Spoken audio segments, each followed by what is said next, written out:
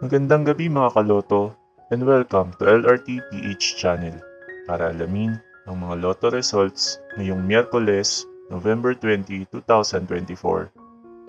Para sa mga PCSO games na 2D Lotto, 3D Lotto, 4D Lotto, Mega Lotto 645, and Grand Lotto 655.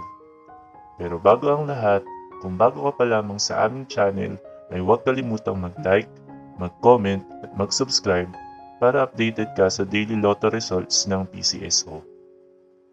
Para sa Grand Lotto 655, we have no winner para sa jackpot prize na 29,700,000 pesos. Ang ating Grand Lotto winning combinations ay 14, 1, 25, 32, 10, and 27 in any order. Para naman sa Mega Lotto 645, we have no winner para sa jackpot prize na 14,593,781 pesos and 40 centavos. Ang ating Mega Lotto winning combinations ay 42, 32, 38, 22, 45, and 33 in any order.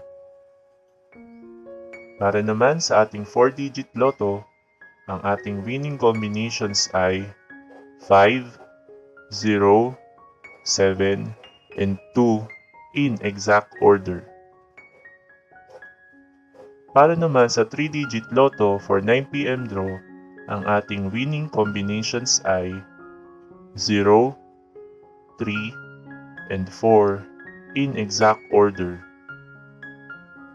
Para naman sa 2-digit lotto for 9 p.m. draw, ang ating winning combinations ay 9 and 8 in exact order. Narito naman ang ating susunod na draw schedule para sa araw ng Huwebes, November 21, 2024. 2D Lotto and 3D Lotto para sa 2 p.m. and 5 p.m. draw at 2D Lotto, 3D Lotto, 6D Lotto, Lotto 642, and Super Lotto 649 for 9 p.m. draw na mayroong estimated jackpot prize na 8 million para sa Lotto 642 and 15 million para naman sa Super Lotto 649. Congratulations to all the winners at marami pong salamat sa inyong panonood at patuloy na pagsuporta.